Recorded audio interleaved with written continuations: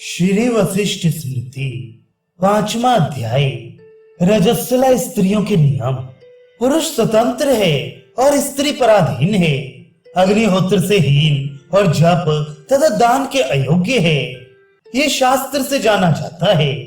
इस विषय में ये भी वचन है कि बाल्यावस्था में पिता रक्षा करता है, यौवन अवस्था में पति रक्षा करता है और वृद्धावस्था में स्त्री की रक्षा करने वाला पुत्र है। स्त्री कभी स्वाधीन नहीं हो सकती और प्रायश्चित तथा क्रीड़ा के समय में स्त्री को पति का अवलंबन कहा है।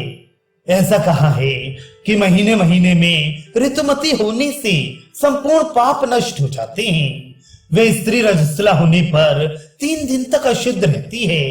रजस्वला स्त्री नेत्रों में अंजन ना लगाए, उपटन ना करे, जल में स्नान ना करे, पृथ्वी पर शयन करे, अग्नि का स्पर्श ना करे और रस्सी को ना धोए, दांतों को ना धोए, मांस को ना खाए, घर को ना देखे, हंसे नहीं और कुछ कर्म ना करे। छोटे पात्र में अंजलि से जल ना पिए और लोहे के पात्र से भी जल पीने का निषेध है।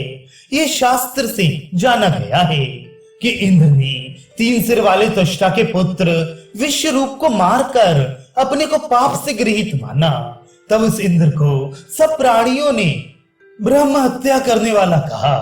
तब वह इंद्र स्त्रियों के निकट जाकर ये बोला कि इस मेरी ब्रह्म हत्या के पाप का 3रा भाग तुम ग्रहण करो।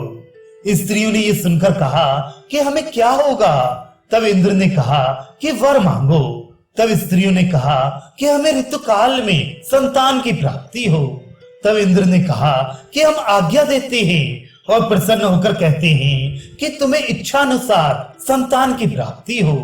फिर स्त्रियों ने कहा कि गर्भ के रहने पर भी संतान होने के समय तक हम पुरुष के साथ मैथुन कर सकें, एक वर हमको ये भी मिले। तब इंद्र ने कहा कि अच्छा ऐसा ही होगा।